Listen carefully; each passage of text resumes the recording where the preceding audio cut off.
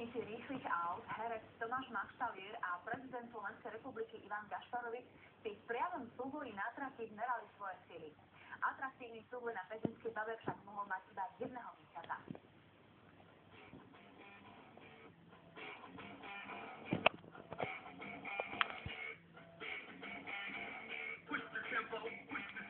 Pretekárov, krásne ženy a neopísateľná rýchlosť. Vlastne nemám ani tachometer v aute, takže to je dobré.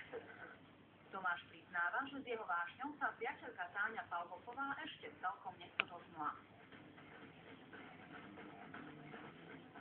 Doteraz ešte nebola, ale myslím si, že keď príde, tak uvidí, že to nie je taký strašný, ako sa to zdá.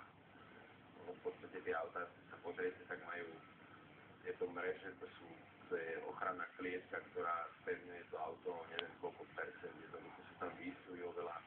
Auto je oveľa bezpečnejšie ako bežné auto a samozrejme, že je aj prispôsobené takémuto jazdeniu. Minulý rok na železničnom priecestí však išlo Tomášovi doslova o život. Podobná chvíľka nepozornosti v pretekárskom aute by mohla mať oveľa tragickejšie následky. Bol to dosť silný zážitok, takže to ovplyvní asi na celý život. Samozrejme, že ma to ovplyvnilo, snažím sa jazdiť opatrnejšie, viac predvídať a tak ďalej, hlavne pozornejšie. A tu sa človek si dobre zajazdí, dobre sa to vybúri a potom na cestách je spokojný. Ozdobou pretekov do vrchu bol súboj na trati medzi Tomášom Maštalírom a prezidentom Slovenskej republiky Ivanom Gašparovičom. Ja som naozaj začínajúci, mám za sebou vlastne toto je tretí pretek, ako hovorím, a prezident jazdil už. Tak bolo by to zaujímavé, keby som ho dostal. Nedá mu to len tak teraz, ale napriek tomu ja už som neprišiel získavať nejaké veľké víťazstvá.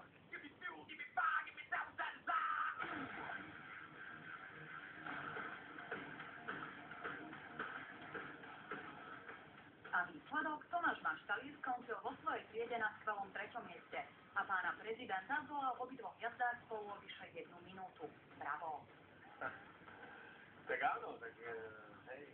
To ma teší, no on je skúsený asi, musí teda protokol mu nedovoluje šoferovať v bežnom živote, takže si za volant sa dá iba občas, to je istý handicap, kde si neviem predstaviť, že by som povedzme 2 roky nešoferoval a sa do závodného auta, takže.